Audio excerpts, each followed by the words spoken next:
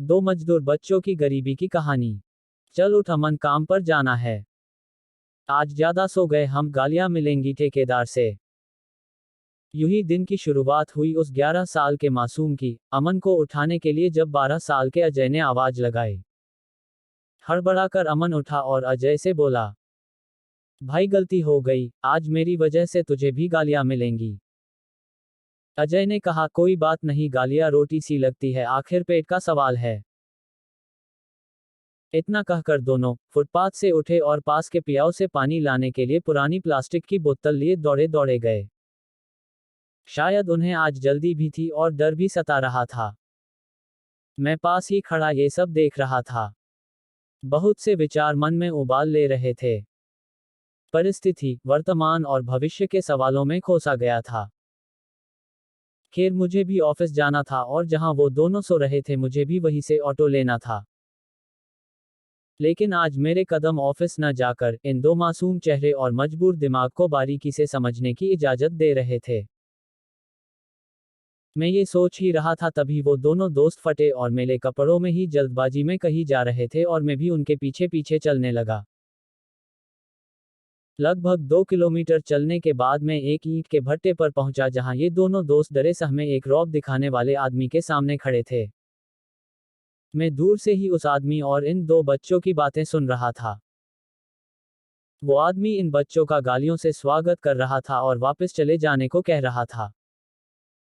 लेकिन बच्चे, माफ कर दो, कल से गलती नहीं होगी।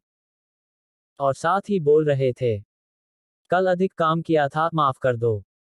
शरीर दुख रहा था, नींद ज्यादा आ गई, माफ कर दो।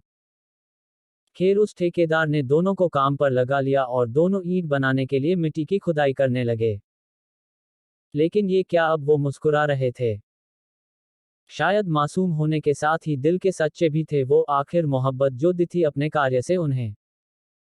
मासूम गरीब चेहरा व मजबूर दिमाग था उनका। दिमाग से वे दोनों अपनी उम्र के बच्चों से लगभग 20 साल बड़े थे। न ही उन दोनों की बच्चों सी इच्छाएं थी, न ही बड़ों सा रौब। मात्र मजबूरी की आंखें और भूख की लड़ाई ही उन दोनों की काया से नजर आ रही थी। खैर, आज मेरा भी पूरा दिन छुप छुप कर इन दोनों मित्रों के समझने में जा रहा है। और लगभग इनकी जिंदगी को मैं करीब से समझ भी रहा था और सोच भी रहा था कैसे उन दोनों को इस वर्तमान से निकालकर एक सम्मानजनक भविष्य की तरफ लेकर जाऊं। सोच सोच में न जाने कब सुबह से शाम हो गई, पता ही नहीं चला। शाम के 7 बज गए थे और इन दोनों के जाने का समय भी हो गया था। आखिर आज भी ओवरटाइम लगाकर ये मासूम चेहरे बेतहासा थक रहे थे। कंस्ट्रक्शन साइट से बाहर आते ही मैंने इन बच्चों से बात करनी चाहिए। लेकिन इन दोनों ने मुझे नजरअंदाज करते हुए पास के ढाबे पर जाकर रोटी और अचार खरीदने लगे।